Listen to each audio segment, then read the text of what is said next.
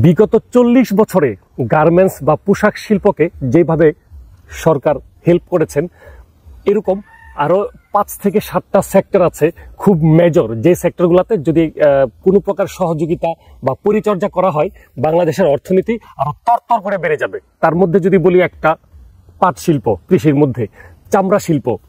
বর্তমানে একটা ট্রেন্ড শুরু হয়েছে বাংলাদেশে, আধুনিক কৃষি। আমাদের থেকে বাংলাদেশ গভর্নমেন্টের কাছে আরো সুন্দর ডাটা আছে। আমরা যারা আধুনিক কৃষি নিয়ে কাজ করছি, তাদেরকে যদি সরকার ন্যূনতম সাপোর্ট করে, কিরকম সাপোর্ট?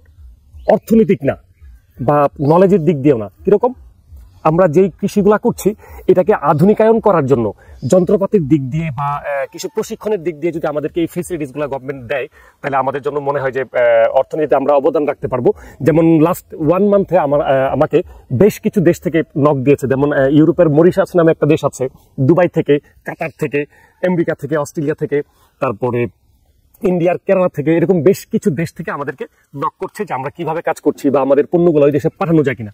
সো যদি আমরা ওই দেশে এই পণ্যটাকে সঠিকভাবে বা ওই দেশের ক্রাইটেরিয়া অনুযায়ী বা ওই দেশের যেই ফর্মুলা আছে যে এই সাবানে এই থাকা যাবে না বা এই পণ্যে এই পণ্যগুলো থাকা যাবে না, এই ক্রাইটেরিয়াগুলো মেনটেন করে যদি আমরা ওই দেশের পণ্য পাঠাতে পারি, আমাদের রেভিনিউ আসবে। এটা আমরা যেরকম জানি, গভর্নমেন্ট আমাদের থেকে আরো বেশি জানে। সো এই জায়গাগুলো ওভারকাম করার জন্য আমরা যারা নতুন আছি, আমরা যারা এক্সপোর্ট এখনো করতে পারি নাই, বা বিদেশে হয়তো লাগেজে করে আমি 50টা বা 100টা সাবান পাঠিয়েছি, কিন্তু আমি বাল্ক অ্যামাউন্টে একসাথে 1000 পিস সাবান পাঠানোর এক্সপোর্ট করে যেই পণ্যগুলো পাঠানো হয়, এই সিস্টেম করে আমরা যেহেতু পাঠাই নাই, সো বিভিন্ন রকম বাধা প্লাস বাংলাদেশের পলিটিক্যাল বা গভর্নমেন্টের যে সিস্টেম, ওই সিস্টেমে যে পরিমাণ গাফিলতি আছে, এই সবগুলো ওভারকাম করে আমরা একদমই যেতে পারি না বাইরে, বা অনেকে বাধাগ্রস্ত হচ্ছে। সো এই জায়গাগুলোকে ওভারকাম করতে পারলে আমরা বাইরে পণ্য পাঠাতে পারবো। আর আরেকটা বড় ব্যাপার হলো, আমাদের দেশের সিস্টেম বা গভর্নমেন্টের অথরিটি অতটা ডেভেলপ না যে আমার পণ্যটাকে ইন্টারন্যাশনাল লেভেলে পৌঁছে দিবে বা ডেভেলপ করার ক্ষেত্রে সাপোর্ট করবে।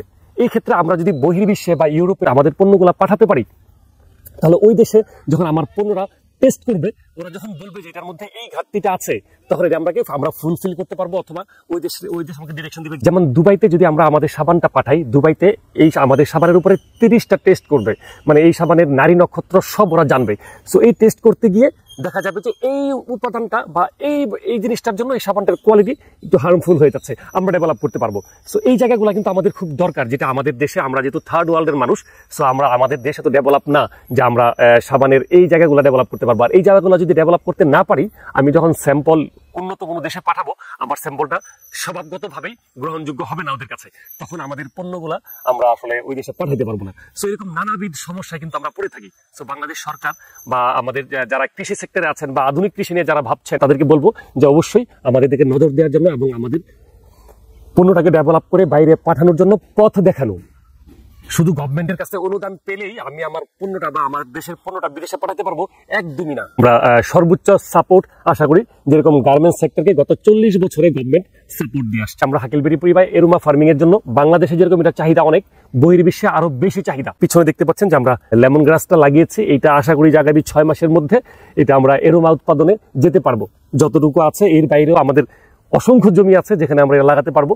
এর পাশাপাশি আমরা আরেকটা গাছ লাগিয়েছি, এই আবহাওয়ায় কতটুকু হয়, এটা হলো রোজমেরি। যদি গাছটা একটু আপনাকে দেখাই, আমি 20টা গাছ লাগিয়েছি। এই হলো আমাদের রোজমেরিটা। এই রোজমেরি আমাদের আবহাওয়ায় আসলে কতটুকু ভালো হয়, এই জন্য টেস্টিং পারপাস আমরা 20টা গাছ লাগিয়েছি।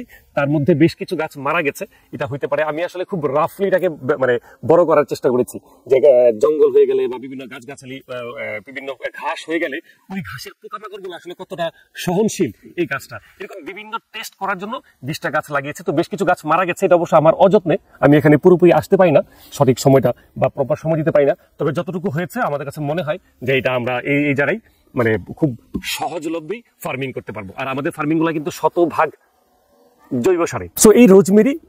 আর আরেকটা হলো আমাদের বাড়ির পিছনে আমরা লাগাচ্ছি টি ট্রি। আর টি ট্রি আপনারা জানেন যে এটা অনেক বড় গাছ হয় ডালপালা ছড়িয়ে। সো ওই টি ট্রিটা বাড়ির পিছনে লাগাবো। এটা যদিও আরো বেশি লং টাইম, মিনিমাম 3 থেকে 3.5 বছর পর এই গাছ থেকে আমরা ফসলটা বা পাতা পেরে অয়েলটা বের করতে পারবো। আরেকটা সুখবর হলো, আপনারা যারা হ্যান্ডমেড সোপ নিয়ে কাজ করছেন বা যারা এরোমা অয়েল খুঁজছেন, তাদেরকে বলবো, রংপুরের শ্রীকান্ত গ্রামে একজন বড় ভাই, উনি প্রকৌশলী, ওনার সাথে আমার কথা হয়েছে, ওনার কাছ থেকে নিয়ে এসেছি। উনি বাংলাদেশে প্রথম এরোমা অয়েল ফার্মিং করে আমি যতদূর জানি।